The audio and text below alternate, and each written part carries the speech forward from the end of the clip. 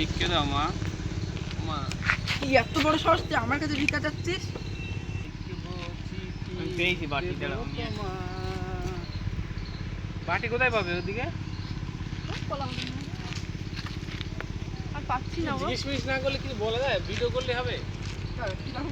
পাতলা পাতলা লাগছে। জিজ্ঞেস করতে হবে নাকি? আর ওই দেখো রেশমা কোণে, ওই দেখো।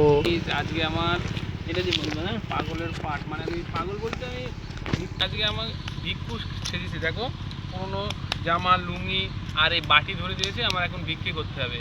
এই যে আমার আছে, এখানে আছে অফিসার, অফিসার কিন্তু কোটিপতি আর কি। না না, ভালো লাগবে, ভালো লাগবে না আরিফ?